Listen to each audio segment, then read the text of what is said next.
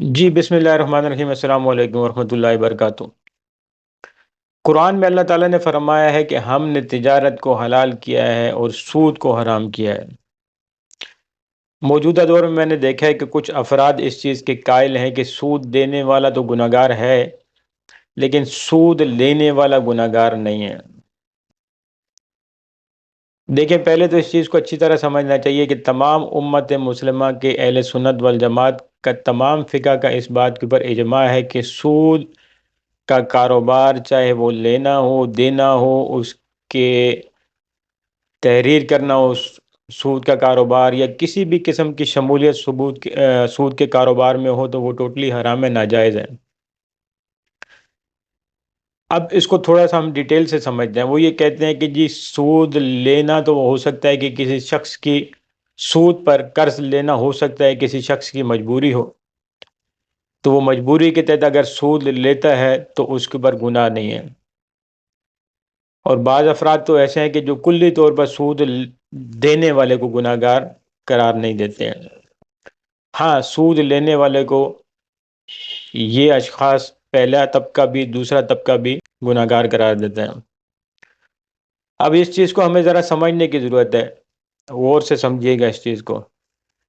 دیکھیں، معاملات جب ہوتے ہیں نا، اللہ نے کہا ہے کہ ہم نے تجارت کو حلال کیا ہے اور سود کو حرام کیا ہے۔ اب دیکھیں، تجارت بھی کوئی سنگل پرسن نہیں کر سکتا۔ میں اپنے ساتھ تو تجارت نہیں کر سکتا، میرے ساتھ کوئی نہ کوئی دوسرا فرد انوالو ہوگا، یا میں کسی ادارے سے یا کسی سے بھی تجارت کروں گا، لین دین کروں گا۔ اسی طرح سود جو ہے وہ بھی میں اپنے آپ کو پیسہ دے کے تو سود نہیں لے سکتا، میں کسی نہ کسی کے ساتھ معاملات طے کروں گا، سود کے لین دین کے معاملات ہوں گے۔ تو اسی طرح جس طرح اللہ نے کہا ہے کہ تجارت حلال ہے، مطلب تجارت میں چیز بیچنے والا بھی جائز ہے، چیز خریدنے والا بھی جائز ہے، دونوں طرفین دو تجارت میں ایک دوسرے کے ساتھ معاہدہ کرتے ہیں، دونوں کی آمدن جائز ہے۔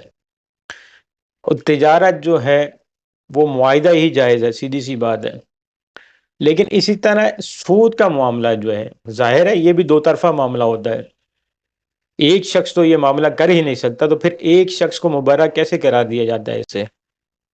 سود پر رقم یا کوئی بھی چیز لینے والا جب تک ایگری نہیں ہوگا تو وہ معاہدہ ہی نہیں ہوگا، سود کا کام چلے گا ہی نہیں۔ دونوں کے ایگریمنٹ سے یہ معاہدہ ہوتا ہے، دونوں ایگری ہوتے ہیں اس بات کے اوپر، سود پر چیز لینے والا بھی یا سود پر رقم لینے والا بھی ایگری ہوتا ہے کہ میں اس کے پیسے آپ کو بڑھا کر دوں گا، یا میں آج جو آپ سے رقم لے رہا ہوں یا جو بھی چیز جو سود کے زمرے میں شامل ہوتی ہے میں ریٹرن کرتے ہوئے آپ کو بڑھا کر دوں گا، تو وہ ایگری ہو رہا ہے اس بات کے اوپر۔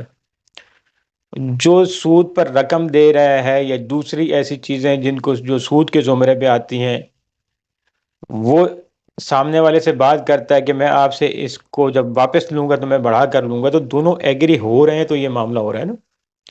معاملات ایگریمنٹ کے اوپر ہی ہوتے ہیں، تو اس میں بھی سیدھی سی بات ہے کہ جو دے گا اور جو لے گا دونوں کے دونوں گناہ گار ہیں۔ آپ ایک کو مبرہ کسی صورت میں بھی قرار نہیں دے سکتے ہیں۔ اسی چیز کو آپ آگے جا کر دیکھیں کہ رسول اللہ صلی اللہ علیہ وسلم نے فرمایا کہ رشوت لینے والا اور دینے والا دونوں جہنمی ہیں۔